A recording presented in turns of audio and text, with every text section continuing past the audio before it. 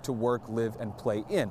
Earlier today, the staff, they've been hearing from all of the general public as well as a lot of the groups that are in favor of this project. Those staff members are from the Department of Environmental Protection as well as the Land Use Planning Commission. Tonight, they're also going to hear from the general public for the first time their comments about whether they approve or oppose this project.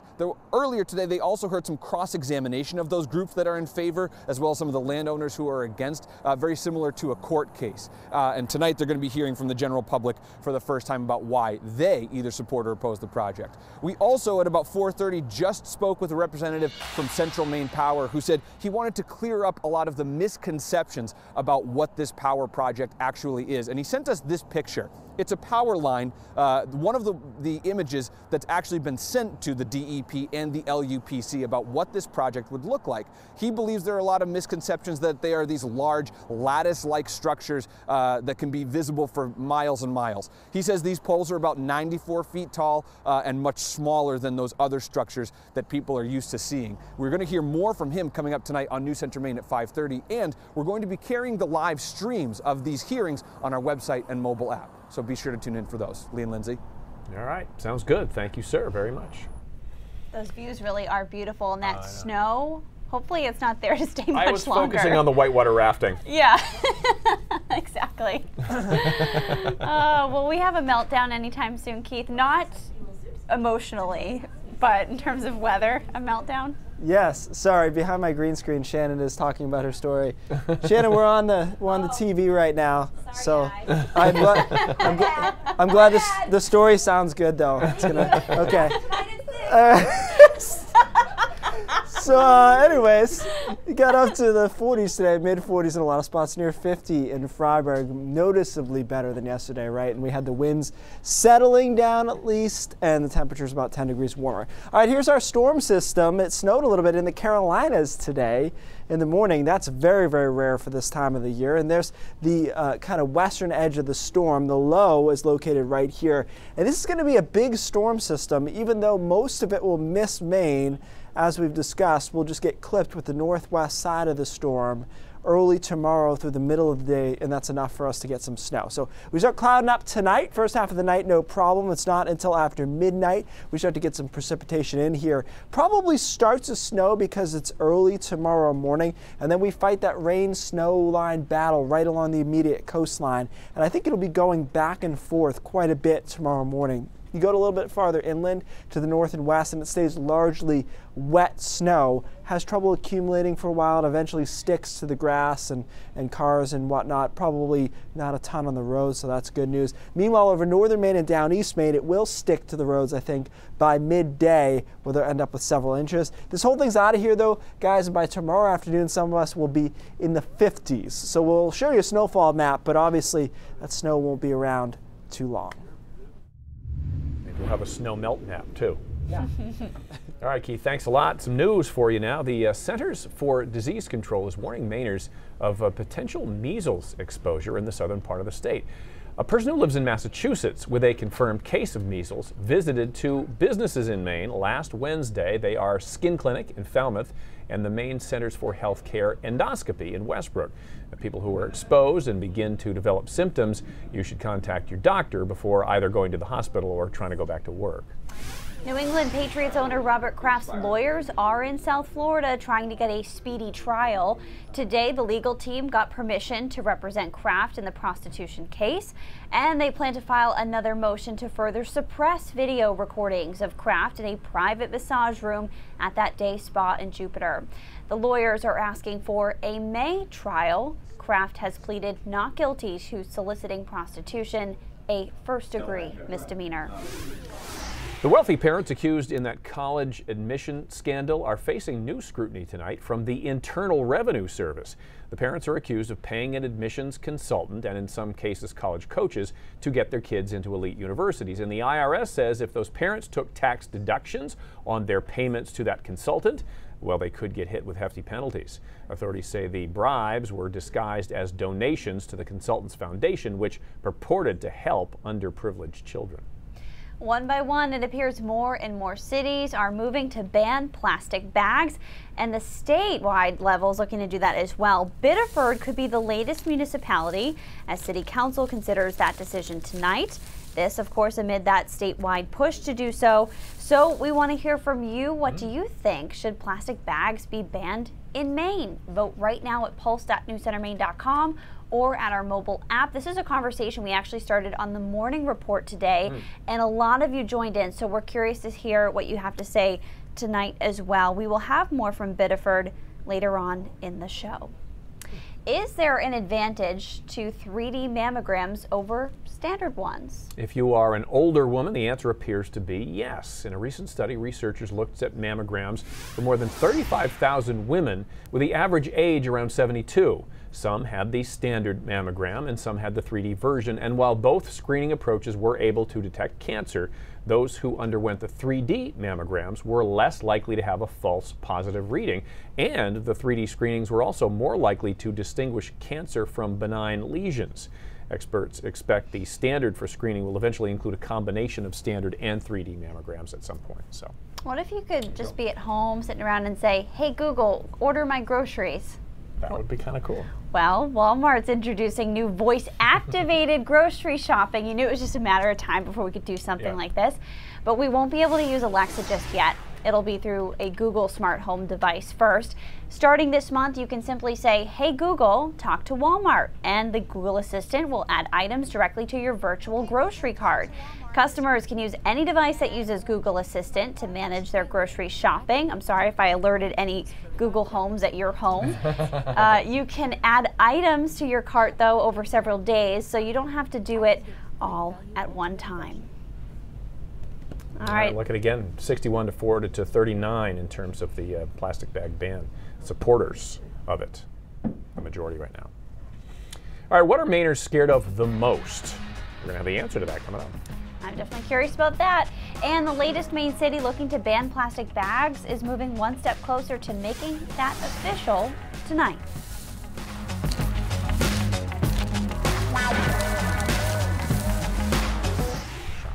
Alexa. You can? Grocery shop? Yeah. No way. Yeah. I think it's with, is it with Whole Amazon. Foods, with Amazon, with and it might be with Whole Foods too, I think. No I think way. so. Yeah, but yes, with Amazon. Gotcha. But with Walmart, you can't use Alexa yet, I don't think. No. Gotcha. No, I think they all sign on to their specific, Sure. contract. My brother was reading something, it basically said that, like, don't be surprised, or that there's a possibility that in the future it could turn into something like we live in like a Google Home or an Amazon Home, like this is how, because everything is going to be so integrated, and then it's like, it's definitely a possibility. At some point.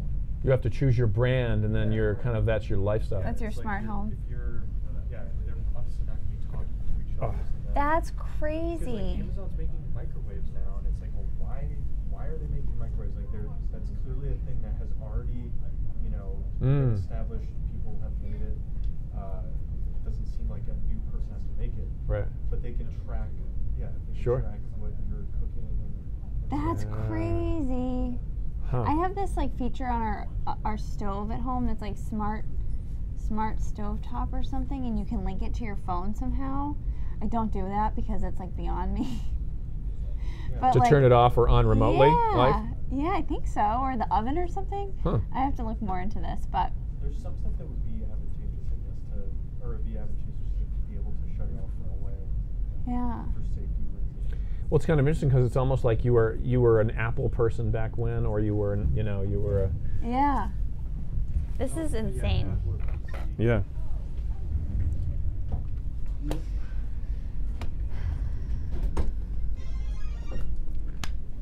Dan, why do you think we need two separate polls? Yeah, One way for to Southern silence Maine, that. one for normal Maine. Do you mean Northern Maine? Why would we need two polls?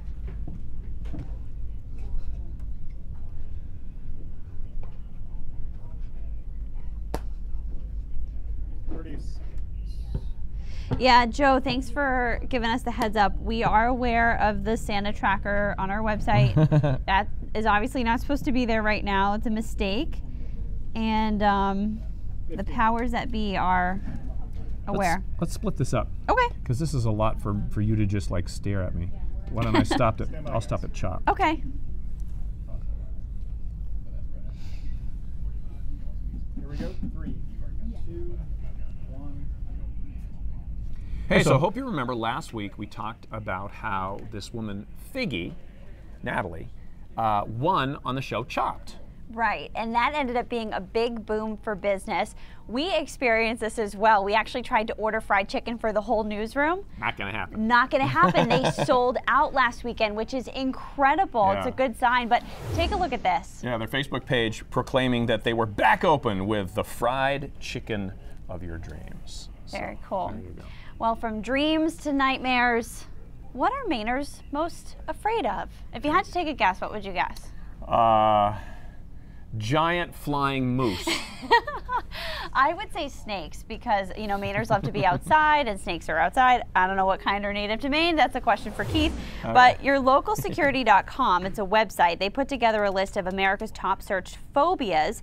Maine wasn't the only state that was scared of spiders. Oh, interesting. The fear of spiders showed up in 11 states. This list was put together using Google's autocomplete feature to find the 15 most common ways to end the phrases, "Why am I afraid of?" and "Why am I scared of?" Interesting. You see, I don't think there are a lot of poisonous spiders in Maine. I would think that would be a thing for like down south where they have, you know, the black widows and other weird spiders. Huh. Maybe our cold climate helps us. Maybe so. There's one thing that's good for, right? Right. Now, here's something that police do not want you to do, okay? But this is something that a clerk in California ended up doing. Security cameras were rolling as a robber ran into this mini-mart. It's on Friday in California. You can see a masked man demanding cash. He points the gun directly at the clerk. And after stealing handfuls of cash, he jumps up onto the counter and trying to speed things up. But seconds later, the clerk grabs the gun, wrestles it away, and then chases the robber right out of the store. Police are still trying to find him. Wow. Ugh, you never know what you would do in those situations, but pretty crazy. Yeah. Checking once again on our Pulse poll question tonight, should plastic bags be banned statewide in Maine? Overwhelmingly, most of you saying yes, they should be. Yes, indeed. All right, it is spring cleaning time for a lot of people. There's a new trend that does not include getting rid of your old clothes and trinkets, though. Very interesting. And Keith sharing his full forecast, wondering if spring-like temps are around the corner.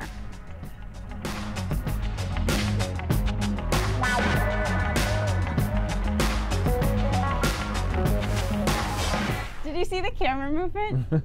That was executed perfectly.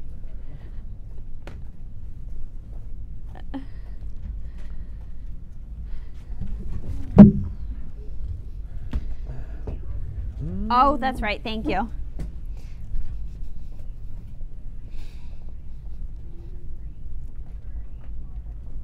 Figgy's back.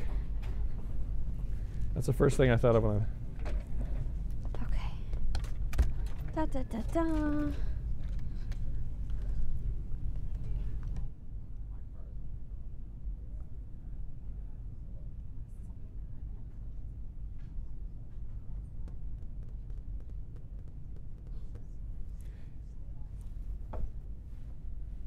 Where is she? I think she's a shot. Oh, okay. This is you, right? Just you? Yes. Okay. Yep.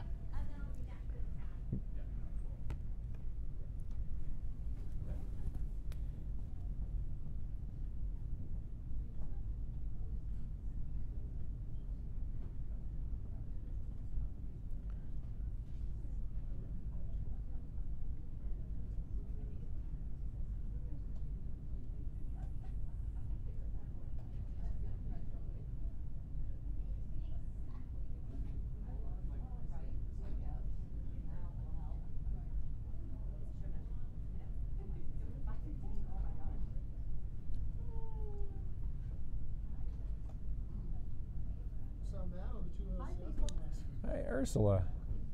Ursula? What's Ursula? Ursula just followed me. She's apparently just joining Instagram. What? That's her, oh, Ursula Perry. No, that's her stage name. Yeah. Cool. Just joining. Yeah. Wow. She one post and one follower. Well, how about that? I wonder why I ranked as one of her first follows.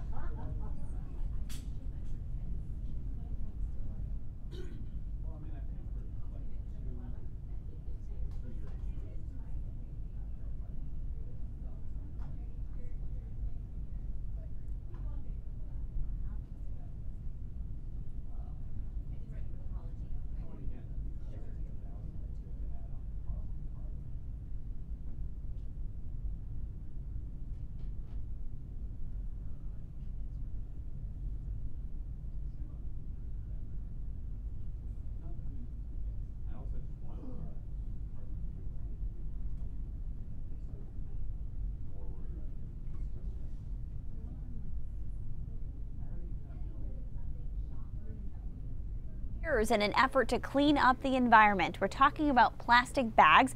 Join the conversation right now on our Facebook and YouTube live streams and vote at our Pulse poll at pulse.newscentermaine.com.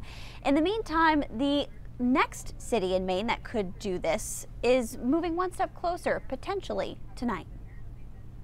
Get rid of it. Let's go with paper bags. I think we should try to figure out a way to recycle the plastic bags. At Jakey's Market in Biddeford, some lunchgoers are already passing on plastic bags, but some customers still depend on them.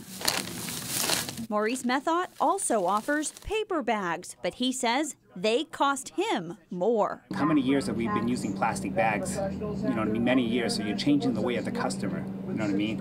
And you're supposed to, me as a convenience store, I'm supposed to be convenient. I'm not being convenient right now. Biddeford could become the latest place in Maine to ban the single-use bags. Council members will consider a new ordinance Tuesday night. I get to see the effects of both sides of it. Jeff Demers not only oversees the city's public works department, he's also the wastewater director. As storms come through, they get into the basins, get to the treatment plant, and now on the contamination side, so plastic bags are really an issue. He says it's an effort to protect the environment and reduce recycling contamination. China was taking all our stuff. They didn't really care what it was. They were just taking it. As the tariffs came in, they got real strict on the contamination rate, and Casella's now asking us to get to 8 to 5% contamination. Right now, we're running at 18 to 20. Demers urges customers to return plastic bags to stores where they can be recycled. The Code Enforcement Office has been going around to see if stores were having their drop boxes back into the stores. Biddeford City Council will take an initial vote on this plastic bag ban proposal tonight. Then it will go for a final vote in 2 weeks. If it passes, there will be a 90-day period before it takes effect. Got it. All right. It's a movement. It's happening. Certainly is. Biddeford will not be alone if they do move forward with this. Maybe I missed this part of the story because we were talking. What happens if you just don't have anything to carry your stuff in and you get to a store? That's a good question. Do they charge you like Portland does, or what's the... They could opt to do that. They'll have to decide that. But I have been to cities in other states like Chicago, like they don't have any plastic bags on site at all. Oh, okay. So if you buy things and don't have a purse or a reusable bag, you're out of luck. You know what you need to do is have a good relationship with that person, the clerk, and they'll probably go, "Oh, I've got one." Yeah, for it's you, in the staff. But if it's the first time in the store, you might be out of luck. Right. I mean, I'm environmentally friendly in that way, but every once in a while, you just you have to run into a store and you don't have anything. I was just wondering what the plan was for that. I juggle it out. I try to be eco-friendly for my brand. I'm like, I don't need a bag, and then I'm out in the parking lot like, you know, an idiot dropping shaving cream on the ground. All right, 44 in Portland right now, 48 in Freiburg, 43 in Bangor. A nice day today. Temperatures warmed up about 10 degrees higher than they were yesterday, and the wind settled, although we still had a few gusts out there here and there. Nice and sunny now, the high thin clouds racing in ahead of our storm system down to the south. You know, this storm doesn't look like much because most of the radar signature is farther offshore than the radar beam is able to reach over the Carolinas, but this storm is pretty big at this point and getting larger overnight tonight as it approaches us. So it will largely be a miss. The center of this low will be hundreds of miles to the south and east of even Cape Cod. But look how big the storm is spatially, and such that by midnight tonight it's raining in Massachusetts, Boston, and then here's the low. It's just way offshore, not a typical position for an impact for us. But look on the northwest side of this where there's some cold air. That's where Maine is located. So we're going to catch some of this snow and rain mixture, even though we're very far away from the center of the storm, and the storm moves out by Wednesday afternoon. It is progressive and quick hitting, and that's good news. Otherwise, it would be more of an accumulator for us. So tonight we start clouding up through midnight, no problems. After midnight, here comes the precipitation early tomorrow morning, likely starting as wet snow everywhere because of the time of the day it is. But when it's 36, 35, 36, it's going to be pretty hard to accumulate this snow on anything other than grass and porches and decks and stuff like that. But notice it's snowing farther inland through the morning. That's where we'll see the real accumulation. And then it moves out by the afternoon, and temperatures soar into the upper 40s and low 50s. So even the snow that we had will be melting. So no real changes from yesterday's map, 1 to 3 of wet snow to rain in the pink, an inch or under along the immediate coastline because we'll be going back and forth, I think, between heavy wet snow and heavy rain, and so that'll be hard to really add up to anything. The jackpot is 3 to 6 just to the east-northeast of Bangor. Behind it, it gets very windy on Thursday. I don't want anyone to be caught by surprise here. We could see wind gusts over 55 miles an hour on Thursday, so that's like right on the edge of power outages. Luckily, obviously, we have no leaves on the trees or anything like that, and the ground's still pretty hard, so we should be okay. At this point, the weekend looks good. Huge European model versus GFS model for next week battle. The GFS has us around 40 with a couple of snow showers Monday and Tuesday. The Euro has us near 70. So we shall see who wins that battle. I know who most people are rooting for. Love the Europeans. Yeah, I know. I've known that about you. Yes. Yeah. So we'll see. We'll see what happens. The last front that was like this, it was a split, if you recall. Saturday was cooler. Right. Sunday ended up being warmer. So. Okay. We'll see. We'll see what happens. Come on, Europeans. Work hard on this. We need the spring weather to match Right. our spring cleaning this time of year. For most people, that means getting rid of physical possessions. Yeah, that junk in your basement and stuff like that, right? But there's another type of spring cleaning that's growing in popularity. Erica Cobb tells us more about how to improve your online life. The first step, organizing that messy email inbox. And don't worry, because I definitely have trouble staying on top of all of those emails. Because who wants to hear, "You've got mail"? Unless you're Meg Ryan. But don't worry, there are websites that'll do the heavy lifting for you. Some websites even sift through your unread emails, delete spam, and unsubscribe from future spam all at once. All you need to do is search for email scrubbing online.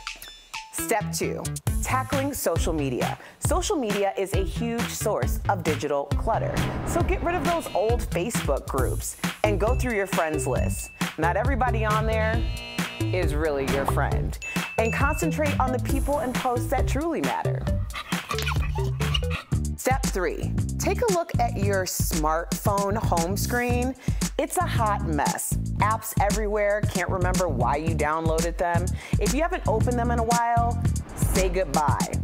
Goodbye, Angry Crush and Candy Birds. Let's remember, when you declutter your digital life, you have more time and energy to tackle your real life clutter. We were just saying, so I cannot stand to have like unread mails on my phone or my computer. I just can't, and I don't read them all. I know right away if it's spam, and I just delete it. But I do not like the little thing that says you have 31 unread emails. I'm really bad about updating my apps.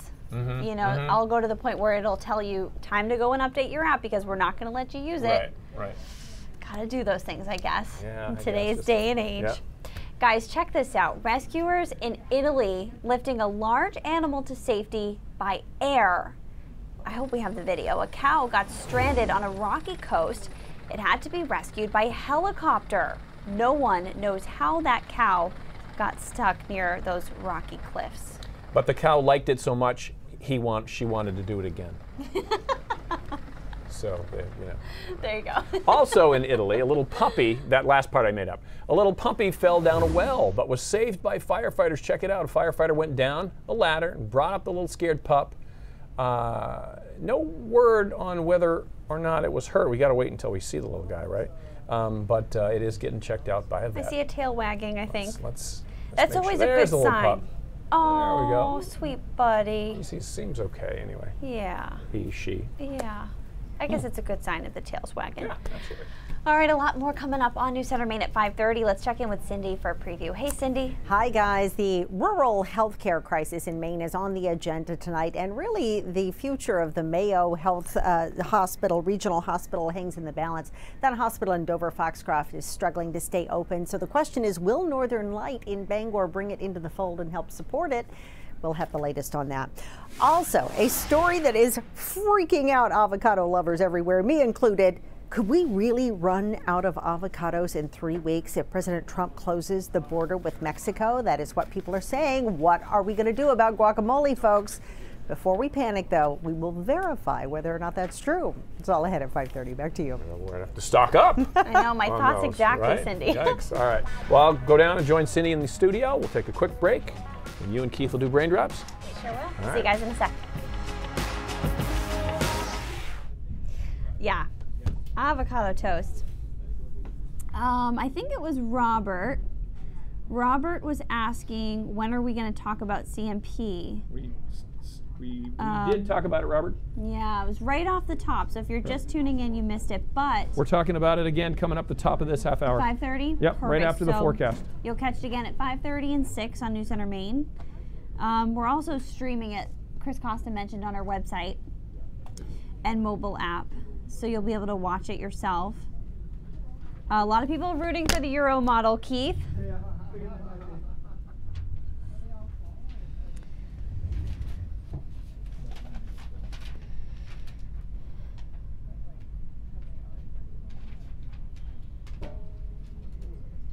Elena says she uses canvas bags, would love to see plastic banned, and a definite no to the CMP transmission line. It's hard to remember those bags. Like, what do you guys do so that you don't forget them when you go to the store? Put them in the car, maybe, is probably what you should do. But what ends up happening for me, exactly, that's what I do. I bring it in, and then I never bring it back to the car, and then that's where my issue is. And then we use the plastic bags to pick up the dog waste. To paper?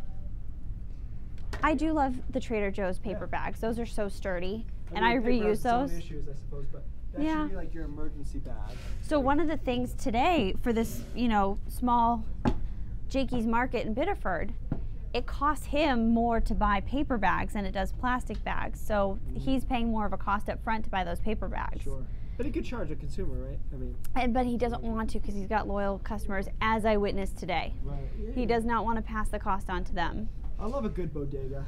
I don't like convenience stores that are too nice, like too shiny. I wanted to have like a old tube TV somewhere above a like a place where you can play Keno. Yeah.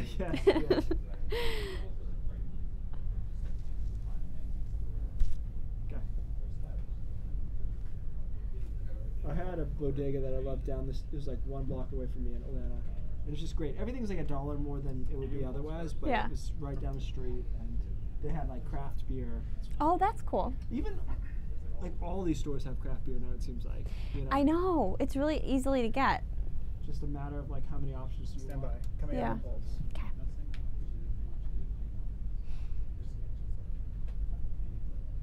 One last check of our Pulse poll results tonight. 61% of you saying yes, there should be a statewide single-use bag ban. Thank you guys for voting. That's pretty consistent. It stayed that way through the whole show. All right, I want to make you guess again. It's my favorite. Okay, so what percentage of the years do you think in Portland it snows at least a little bit in April? From what time to what time? Like from the when 40s, did we start tracking this? From the 40s till now. What percentage of the years? You can tell we did not rehearse this. I'm going to say 35%. Wishful thinking. Show us the numbers if you could. It's 91%. I was so off. 91% in Portland that it snows at least a trace in April. 95.4% of the time in Bangor. Now, if you say an inch or more, it becomes a little bit more rare, but not a ton. 61.5%, and then in Portland, it's about half of the time it snows an inch or more. And so, some of the comments I got, people said it won't stick this time of year. Well, it can, and it has. And there's been some notable 5, 6, 7-inch snowstorms even in mid-April. So it happens. We always act shocked that it happens, but it's almost a yearly thing. So snowfall tomorrow. Okay. It'll be gone by the afternoon, but we'll be adding to these stats in a lot of locations. I was just getting used to mud season. Well, it'll help the mud season because then it'll melt and there'll be more mud. True. Which is what you want, yeah. Keith, thanks. News Center Maine at 5:30 starts right now. Bye, Facebook. Off with my percentages.